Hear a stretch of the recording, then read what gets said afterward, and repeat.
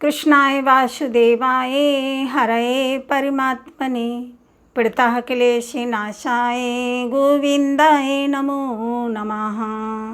आप सभी भक्तों को योगिनी एकादशी की ढेर सारी शुभकामनाएं।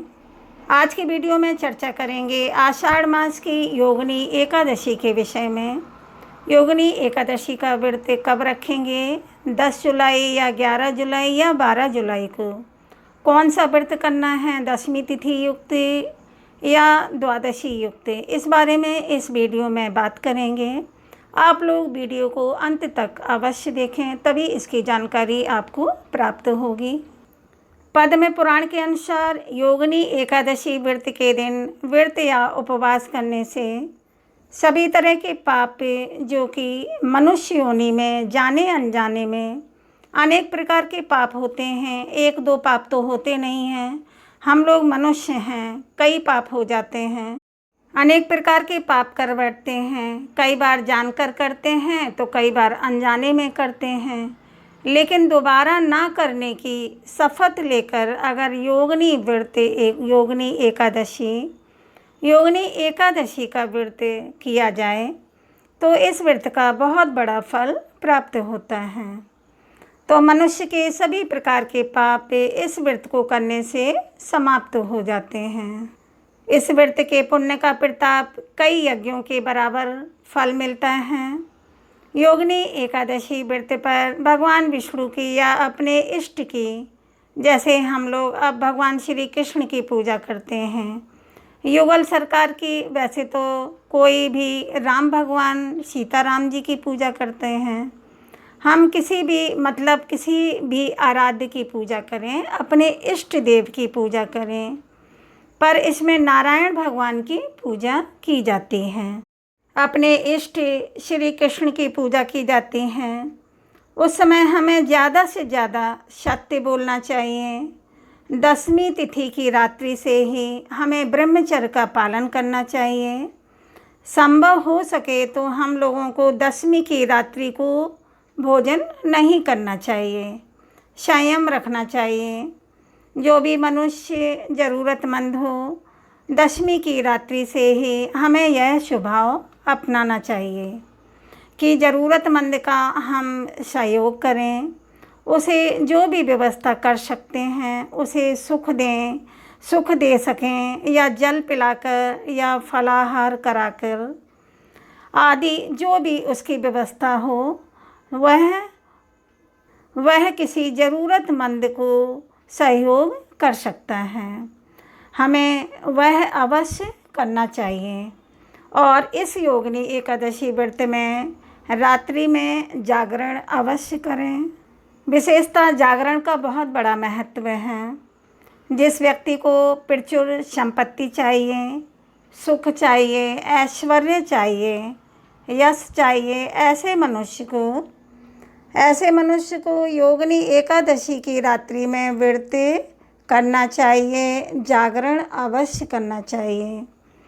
आषाढ़ मास के कृष्ण पक्ष की एकादशी को जो व्रत करता है उसे बहुत बड़े पुण्य की प्राप्ति होती है, बहुत सुंदर उसे लाभ मिलते हैं। भगवान श्री कृष्ण ने युधिष्ठिर जी से भी यही बताया था कि भगवान श्री कृष्ण ने कहा था कि एकादशी के व्रत का बहुत ही बड़ा महत्व है।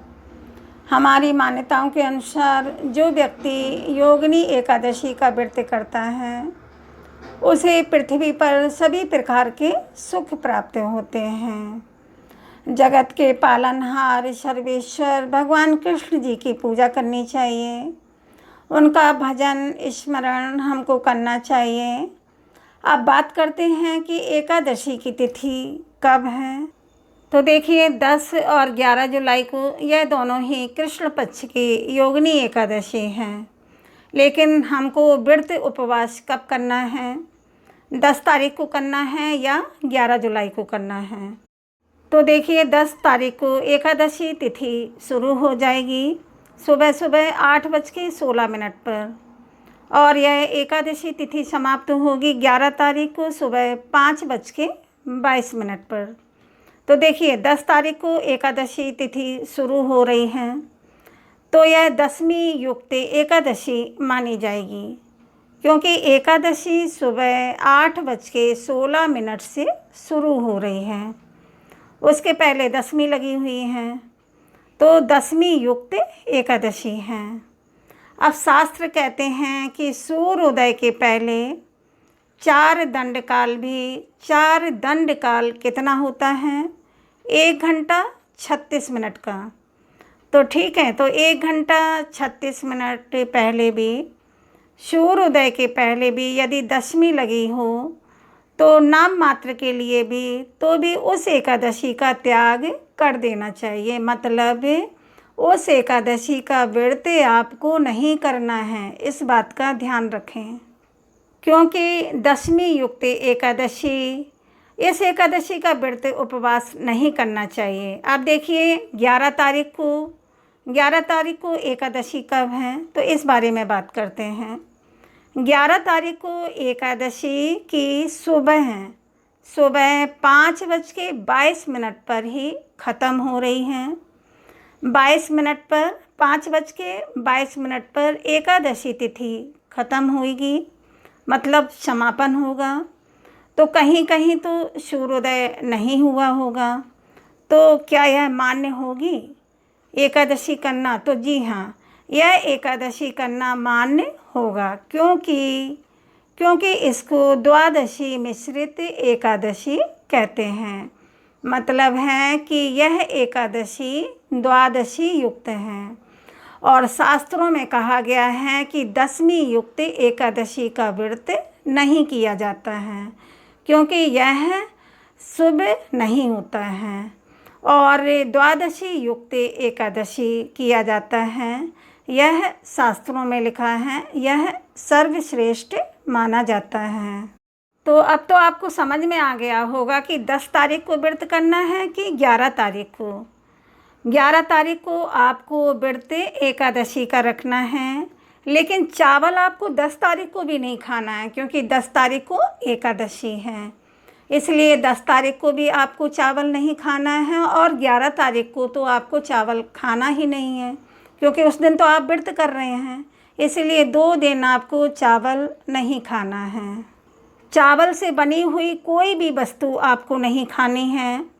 अब बात करते हैं, अगर आपसे कोई कहता है कि 10वीं युक्त एकादशी, जहाँ कहीं भी आपको बात सुनने में मिलती है कि एकादशी का व्रत 10वीं युक्त कर लो, तो यदि ब्रह्मा जी भी आकर कहते हैं तो उनकी भी बात मत मानना, क्योंकि 10वीं युक्त एकादशी सही नहीं है, ग्रंथ में बताया जा रहा है।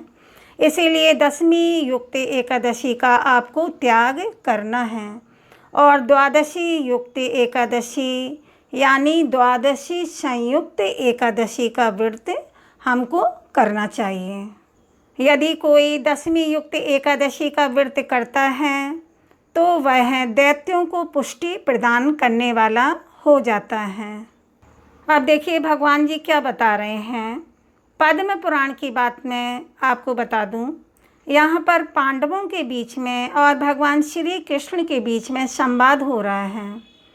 पांडवों की तरफ से राजा युधिष्ठिर पूछते हैं भगवान श्री कृष्ण से एकादशी के बारे में, जो एकादशी है इसकी महिमा क्या है। तब भगवान श्री कृष्ण इसका उत्तर देते हैं। यही बात पद्म पुराण में दर्शाया गया है। युधिष्ठिर के पूछने पर भगवान श्री कृष्ण कहते हैं, व्रता नाम उत्तम राज, यह व्रतों में सर्व उत्तम माना गया है। एकादशी वाला व्रत है ना। तो आगे भगवान जी कहते हैं, मैं आपके सामने यह व्रत का वर्णन करता हूँ। समस्त पापों का नष्ट करने वाला है, मुक्ति प्रदान करने वाला है। चाहे आपके आसक्ति का बंधन किसी से क्यों ना जुड़ा हो, आपकी मान्यताओं के बंधन से आप यदि जुड़े हुए हैं, यदि आप माया के पास में बंधे हो या माया के बंधन से बंधे हो, तो इस एकादशी में सामर्थ्य है कि आपको सर्व जगह से छुड़ा सकती है, सर्व मुक्ति दिला सकती है। इसीलिए इस एकादशी का नाम है योगिनी एकादशी। जो मनुष्य योगिनी एकादशी का व्रत करता है, भगवान श्री कृष्ण स्वयं कह रहे हैं कि जो व्यक्ति 88,000 ब्राह्मणों को भोजन कराता है, जो व्यक्ति 88,000 ब्राह्मणों को भोजन कराता है, वह ब्राह्मणों को भोजन कराता है, उसका सर्वश्रेष्ठ पुण्य फल प्राप्त हो जाता है। यानी आप योगिनी एकादशी का व्रत उपवास कर लें तो आपको 88,000 ब्राह्मणों को भोजन कराने का पुण्य फल प्राप्त होता है। अब बात करते हैं एकादशी व्रत में आपको क्या खाना है, क्या खा सकते हैं। तो देखिए, फल और दूध का आहार लीजिए। आप केवल फल खा सकते हैं, दूध ले सकते हैं। और अब ये नहीं कि पूड़ी और पकवान बना के खा रहे हैं, उन्हें कहीं कुट्टू के आटा की पूड़ी बनाकर खा रहे हैं, सेंधा नमक खा रहे हैं, यह सब चीज़ आपको नहीं खाना है। सिर्फ फल लेना है, दूध लेना है। एकादशी का मतलब क्या है कि उन्होंने कहा कि सेंधा नमक आलू के डाल के बना के खा रहे हैं, कुट्टू के आटा की पूड़ी बना के खा रहे हैं, कुट्टू के आटा की पकौड़ी बना के खा रहे हैं। एकादशी का मतलब है शुद्ध फलाहार रहें, दूध लें, फल लें और ड्राई फ्रूट्स भी ले सकते हैं। चलिए, तो आपको जानकारी प्राप्त हो गई कि एकादशी का व्रत किस दिन रहना है। ठीक है, अब इस चैनल पर हम कथा डालेंगे योगिनी एकादशी की, तो आप लोग कथा को अवश्य सुन लीजिए। अगर आपको यह जानकारी थोड़ी सी भी अच्छी लगी हो तो चैनल को सब्सक्राइब अवश्य कर लें। वीडियो को लाइक व शेयर करना बिल्कुल ना भूलें। अब मिलते हैं अगले वीडियो में, तब तक के लिए दोस्तों राधे राधे।